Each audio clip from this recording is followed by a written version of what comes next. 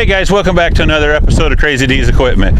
So today, let's take a moment out and let's talk about loader tractors so you guys can get your money's worth when looking for these.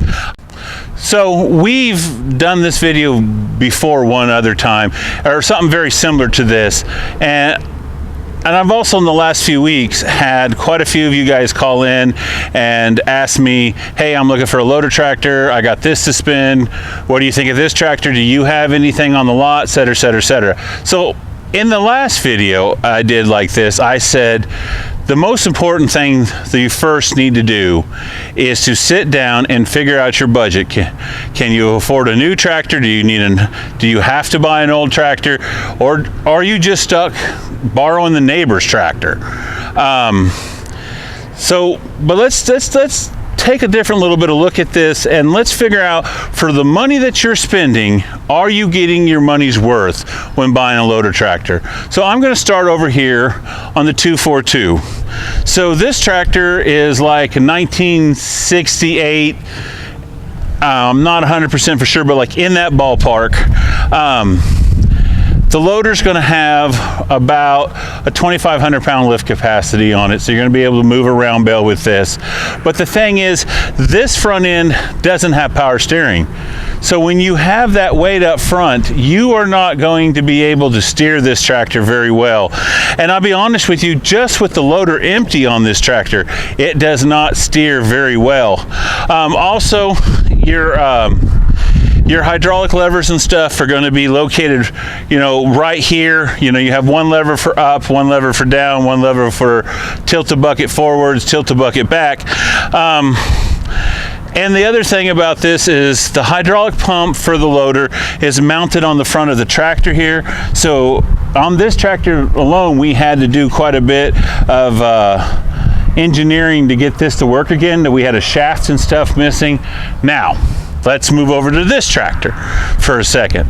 So this Kubota is going to have about a 3,500 pound lift capacity. And when you do get it up in the air, even though it is front wheel assist, or correction, it is not front wheel assist, you're going to be able to steer this tractor a lot better. Your controls are all in one lever, forwards, backwards, side to side. So side to side tilts your bucket back and forth, pull down, the loader goes up, push forward, the lever goes down. So the controls for the loader are a lot easier to operate. You got your hand on one loader at all time, so you don't have to do that weird finger thing you do with the hydraulic levers on this when you're trying to tilt the bucket and raise at the same time. You can just do that on this tractor with one lever.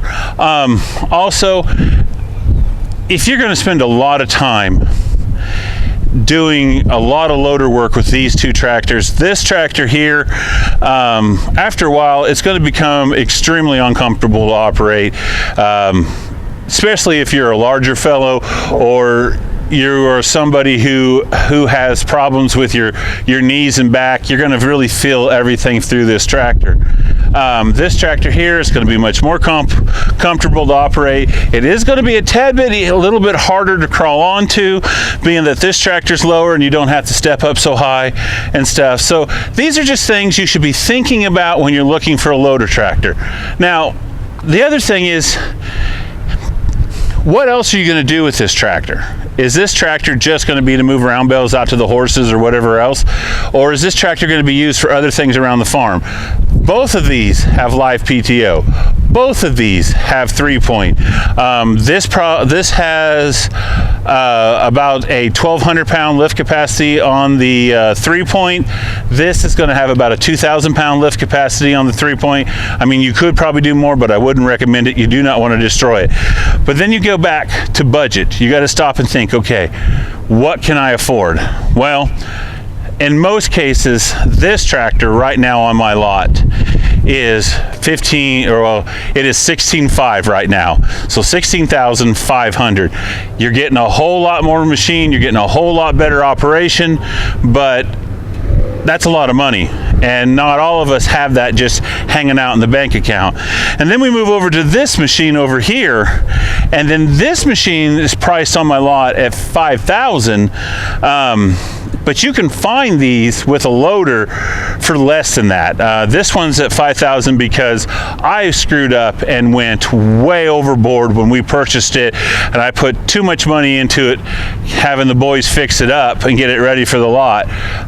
So I'm sunk in this thing, and I will probably end up losing money once it sells, but that's just how the cookie crumbles. The other thing that I would also look at and think about, now these two are agricultural tractors, but you know, there is an industrial version of this. I would think about looking at industrial tractors if you're really going to do a lot of loader work with them. If you're going to go out and you're going to try to dig a pond, or you got a lot of dirt to move, these both can do it, but I'm not going to recommend either one of them for it. They're both designed with ag work in mind. So you know, this thing is thinking about, when they built this thing, they're thinking about you cleaning out the horse stalls and doing that kind of work with it, doing all that. This thing here, you know, it does have manure forks on it already, and this thing is exactly what it was designed for. It's cleaning out the dairy barn, doing that kind of stuff. But if you're going to do a lot of dirt digging and you know, I don't know for what, foundation work or whatever, an industrial tractor, the loader's going to be heavier, the front end on the tractor is going to be heavier, the hydraulic system's going to be heavier, and you're probably going to be more happy with that than you are going to be with either one of these two agricultural tractors. So I guess that brings us back to the end thing. So how am I getting the true value, or the full value of my money on this? And that really is going to go down to you and to what you are needing. And is this tractor going to be able to complete the jobs that you have to do? I'm going to say, if it was up to me and I had to buy either one of these tractors, even at the higher price, I'm going to go to the Kubota. It's because it's just going to be a much more enjoyable experience operating this beast than it is going to be operating this beast. Not saying this is a bad tractor, just saying if I'm going to have to do a bunch of cleaning up of a horse stall or moving round bales, and I'm going to be on the tractor all afternoon, wasting my Saturday, getting nothing else done but being out on my tractor doing that stuff, I'm going to rather waste my Saturday on the Kubota than I am on the International. So, but anyways, guys, I hope that kind of helps you out. Kind of put a finger on what you want to do. But, you know, I guess, you know, thanks for coming in. Thanks for watching. We're going to definitely catch you guys later on. We have a whole lot more coming.